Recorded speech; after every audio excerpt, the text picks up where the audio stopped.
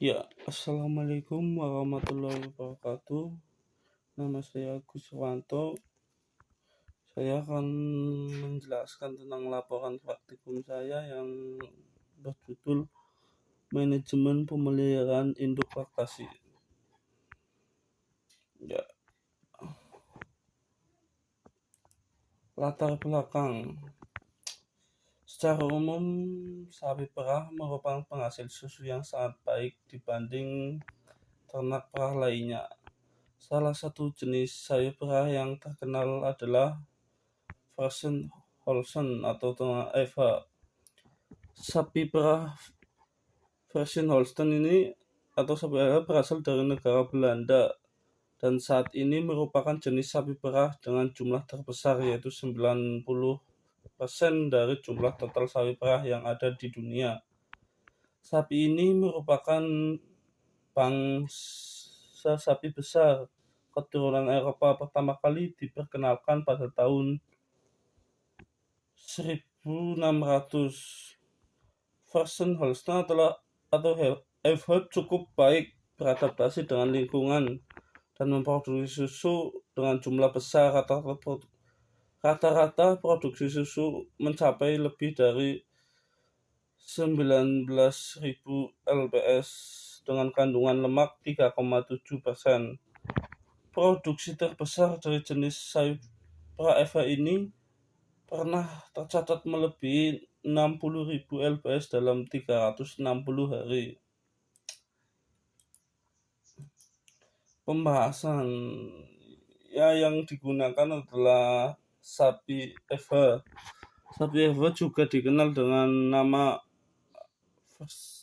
Friesian atau sering disingkat FH. Di Amerika jenis sapi ini disebut Holstein dan di negara-negara lain ada pula yang menyebut Friesian. Akan tetapi Indonesia disebut FH. Sapi FH memiliki produksi terbesar bahkan hampir di seluruh dunia, baik negara subtropis maupun tropis. Jenis sapi ini mudah beradaptasi di tempat baru. Di Indonesia populasi sapi FH ini juga terbesar di antara jenis-jenis sapi perah lainnya. Yang manajemen perkandangan. Sistem perkandangan merupakan aspek penting dalam usaha peternakan sapi perah. Kandang bagi sapi perah bukan hanya berfungsi sebagai tempat tinggal saja, akan tetapi harus dapat memberikan perlindungan dari segala aspek yang mengganggu. Ukuran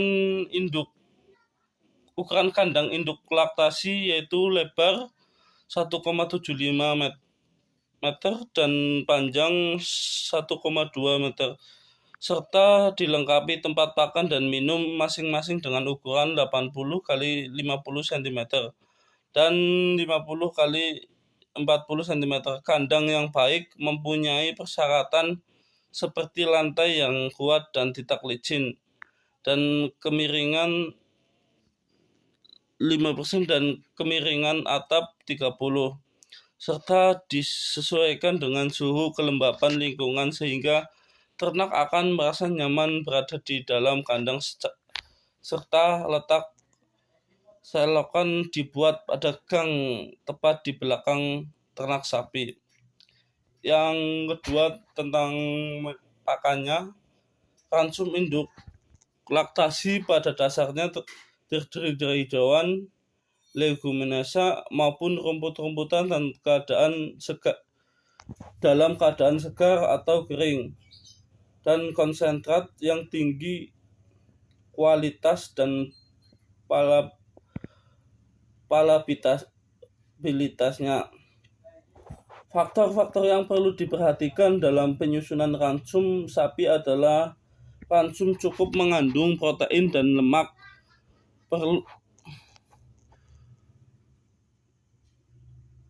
Perlu diperhatikan sifat suplementary efek dari bahan pakan ternak dalam ransum tersebut.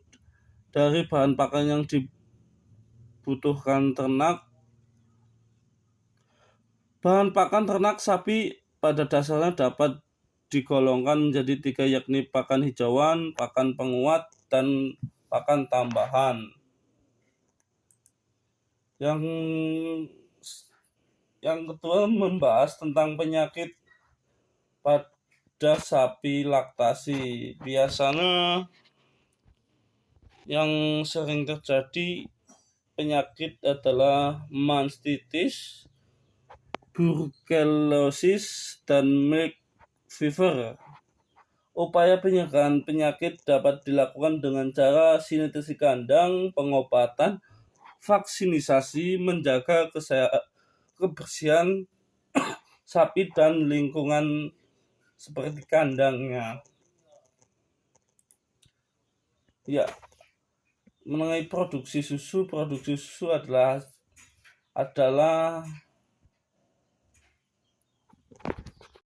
sapi Eva merupakan produksi susu sapi yang lebih tinggi dibanding perah lainnya, itu mencapai 57.050 kg sama 62.050.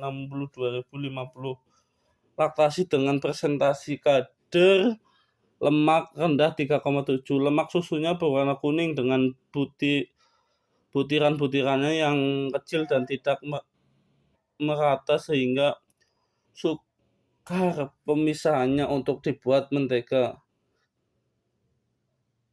Akan tetapi kecil butiran lemak susu sangat baik untuk dikonsumsi sebagai susu segar karena tidak mudah pecah.